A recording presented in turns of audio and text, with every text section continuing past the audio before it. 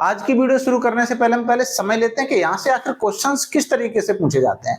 तो साइड में आपको दिखाई दे रहा होगा, हमें किताब ले लेते हैं, यही इसी का सेम मैंने फोटो लगा दिया है। यानी क्वेश्चन जैसे यहाँ पर हमें ये समझना है कि आखिर क्वेश्चन कैसे पूछे, तो उसी हिसाब से हमें पढ़ना है। बहुत ज्यादा डिटेल में जाने का समय नहीं है, केवल 20 डेज चैलेंज है, तो उसी हिसाब से शॉर्टली हम चीजों को कवर करेंगे। डायरेक्शन दिए हुए हैं क्वेश्चन नंबर 1 to 9, यानी यहाँ पर दिया है identify the kinds of sentence. Identify करिए काइंड्स ऑफ सेंटेंस, सेंटेंस के प्रकार को। अब यहाँ पर सेंटेंस दिया है, क्वेश्चन नंबर फर्स्ट दिया है fetch the glass of water. A option में दिया है इंपेरेटिव सेंटेंस, बी में दिया है इंटेरोगेटिव सेंटेंस, सी में दिया है एक्सक्लेमेटरी सेंटेंस, डी में दिया असर्टिव सेंटेंस।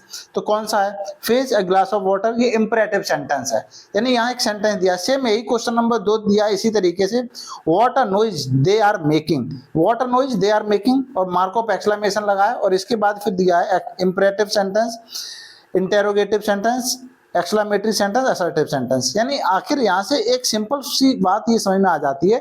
इसी तरीके से क्वेश्चन नंबर 3 दिया हुआ है, are you playing in the match, imperative है, इंटेरोगेटिव है, एक्सक्लेमेटरी है, असर्टिव है। इसी तरीके क्वेश्चन नंबर 4 दिया है, यानी यहाँ से एक सिंपल सी बात ये समझ में आ जाती है कि आखिर क्वेश्चन पूछा कैसे जाएगा। कैसे पूछा जाएगा कि एक क्वेश्चन स्टेटमेंट दिया होगा और ये पूछेगा कि ये जो स्टेटमेंट है, ये सेंटेंस है, कौन सा सेंटेंस है, इंपेरेटिव है, एक्सक्लेमेटरी, ऑप्टेटिव है या कोई और। ठीक है, तो इस तरीके से क्वेश्चन पूछे, तो हमें पढ़ना भी सेम इसी तरीके से। बहुत ज्यादा डिटेल में जाने की जरूरत नहीं है, बहुत ज्यादा डीप नहीं जाएंगे, केवल उतना ही, केवल हम पहचान कर लें कि ये सेंटेंस ये वाला है, ताकि हमारा क्वेश्चन सही हो जाए। ठीक है, आइए तो हम असर्टिव सेंटेंस समझ लेते हैं। असर्टिव सेंटेंस है क्या आखिर? ठीक है, तो सबसे पहले हम नोट करेंगे, हेडिंग बनाएंगे असर्टिव सेंटेंस। ठीक है भाई, असर्टिव सेंटेंस की अगर हम बात करें तो ये 2 प्रकार के होते हैं। असर्टिव सेंटेंस कितने प्रकार के होते हैं? ये 2 प्रकार के होते हैं। एक होता है हमारा अफर्मेटिव, ठीक है, अफर्मेटिव सेंटेंस, और दूसरा होता है हमारा नेगेटिव सेंटेंस, नेगेटिव सेंटेंस। ठीक है, इसको हम पॉजिटिव सेंटेंस के नाम से भी जानते हैं। कि दूसरा क्या नाम होता है इसका? पॉजिटिव, क्योंकि हमेशा ये पॉजिटिव रहता है, काम के होने की बात करेगा। ठीक है, नेगेटिव यानी जो नकारात्मक होता है। यहाँ पर हमें एक सिंपल सी चीजों को ध्यान रखना है। यहाँ में ये समझना है कि अफर्मेटिव, एक बात ये भी ध्यान रखना है कि अगर नेगेटिव दे दिया जाए, ठीक है, सेंटेंस, तो वो असर्टिव सेंटेंस कहलाएगा। अगर अफर्मेटिव दे दिया है वो भी हम असर्टिव कहेंगे। ठीक है, बाई चांस असर्टिव ना दे करके मान के चलो एक सिंपल अफर्मेटिव सेंटेंस दे दिया और उसमें अफर्मेटिव ऑप्शन है, तो आप अफर्मेटिव टिक कर देना।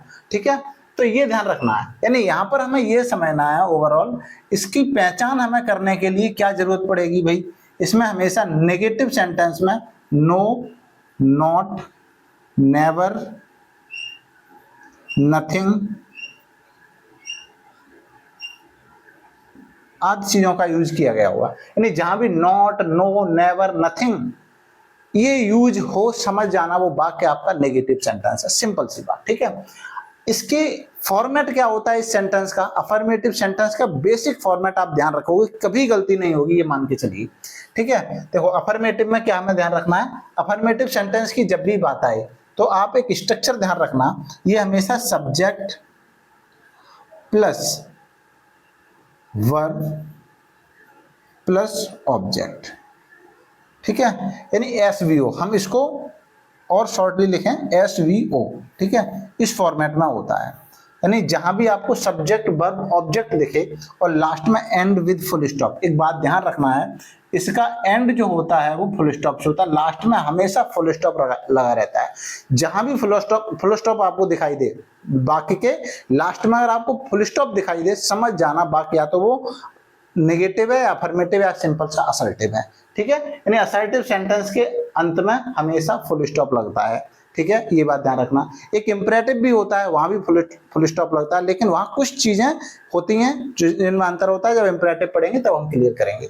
ठीक है, नेगेटिव में क्या अंतर आपको दिखाई देगा? यहाँ पर दिया होगा subject plus helping verb plus main verb plus object, और आप चाहो तो अदर वर्ड भी इसमें ऐड कर सकते हो, और लास्ट में फुल स्टॉप। ठीक है, sorry, subject plus helping verb plus यहाँ नेगेटिव वर्ड, ठीक है, हम केवल एक नेगेटिव वर्ड लिख देंगे नॉट, ठीक है, plus man verb plus object plus other verb. ये आपको ध्यान रखना है। जब वाक्य आपको इस फॉर्मेट में दिखाई दे, आप समझ जाना वाक्य हमारा नेगेटिव है या फिर उसको हम असर्टिव बोल सकते हैं। इस फॉर्मेट में दिखाई देगा तो आप समझ लेंगे कि ये वाक्य हमारा जो है कैसा है, अफर्मेटिव है, ठीक है। आइए हम कुछ एग्जाम्पल यूज करके हम इन चीजों को कर लेते हैं, ताकि यानी हमारा एकदम प्रैक्टिस भी अच्छे तरीके से हो और हम क्लियरली, जब तक हम एग्जाम्पल नहीं यूज करेंगे, देखेंगे नहीं, लिखेंगे नहीं, तब तक ये मान के चलो आप नोट्स अगर बना रहे होंगे तो नोट्स भी अधूरा होगा। दूसरा, आप प्रैक्टिकली चीजों को नहीं समझ पाएंगे तो फिर समस्या होगी, ठीक है। तो यहाँ पर जैसे हमने एग्जाम्पल के तौर पर, हमने एक उदाहरण के तौर पर एक एग्जाम्पल लिया, हमने लिखा, जैसे हमने लिखा Ram goes to school daily, Ram goes to school daily, last में फुल स्टॉप, ठीक है। यहाँ पर देखो सब्जेक्ट दिया है, वर्ब दिया है, ऑब्जेक्ट अदर वर्ब दिया है, सिंपल सी बात है, असर्टिव सेंटेंस है।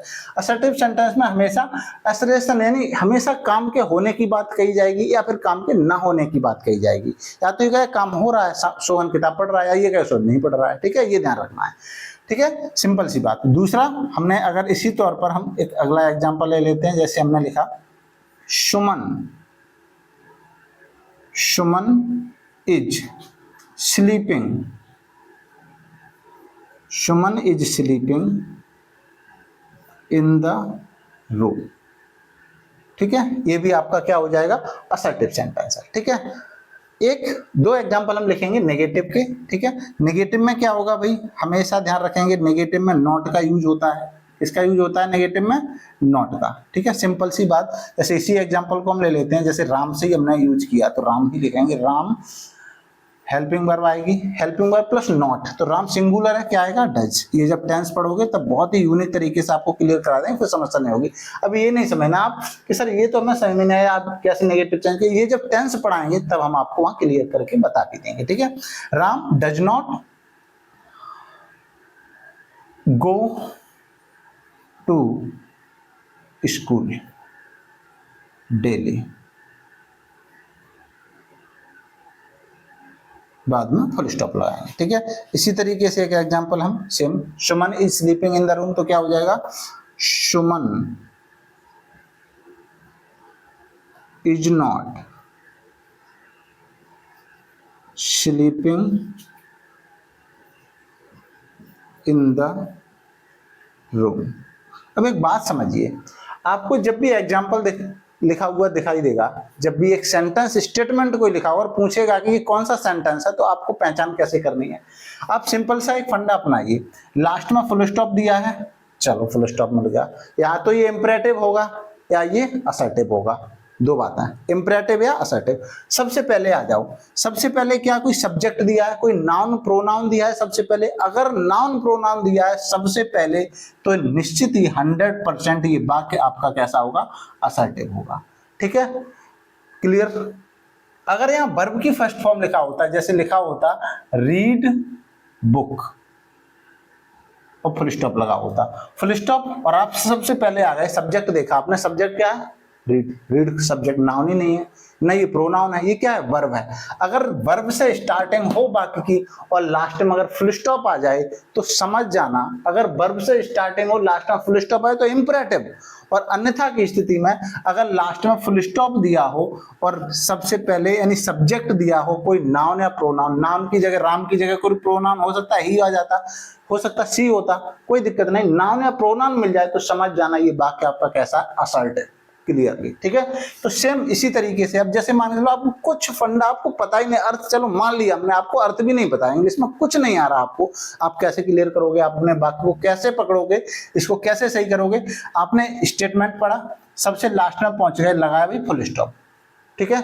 अब हमने दो ऑप्शन हमारे माइंड में आए, एक या तो ये वाक्य असर्टिव होगा या ये वाक्य इंपरेटिव होगा, ठीक है भाई, क्लियर। अगर लास्ट में फुल स्टॉप असर्टिव या इंपरेटिव दो ही वाक्य होते हैं, ये बात ध्यान रखना, ठीक है। बहुत यूनिक तरीके से हम क्लियर करा रहे हैं, किताबों में नहीं लिखा होता इस तरीके से, ये एक ट्रिक, ये मान लीजिए ट्रिकी बेस पर हम चीजों को क्लियर करा रहे हैं।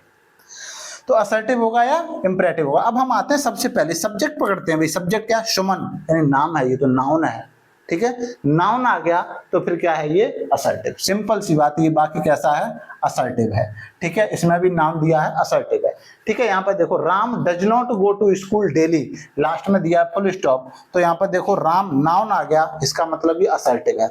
अगर ऐसा वाक्य दिया हो और उसमें ये ना पूछा गया, ये असर्टिव न दे करके उसमें affirmative, negative, imperative, exclamatory option दिए हो, तो आप किसमें टिक करेंगे, इसको डज नॉट आ गया तो नेगेटिव पर टिक करेंगे, सिंपल सी बात ध्यान रखना, ठीक है।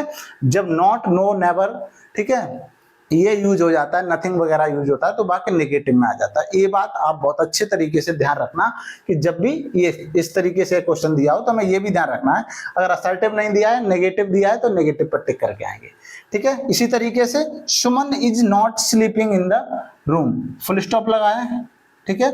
सबसे पहले देखेंगे सुमन दिया है, ठीक है, तो ये वाक्य असर्टिव है। अगर ऑप्शन में असर्टिव ना हो तो फिर नेगेटिव दिया होगा, नॉट, ठीक है। इस तरीके से आप बहुत इजीली, क्लियरली, सच बताना ईमानदारी से, आप बहुत अच्छे तरीके से चीजों को पकड़ पाओगे। निश्चित ही ये क्वेश्चन आपका गलत नहीं होगा, असर्टिव सेंटेंस से आपका क्वेश्चन गलत नहीं होगा, 100% आई गारंटी इट, ठीक है। ये ध्यान रखना है, ठीक है भाई। उम्मीद है ये टॉपिक आपको बहुत अच्छे समझ में आया होगा।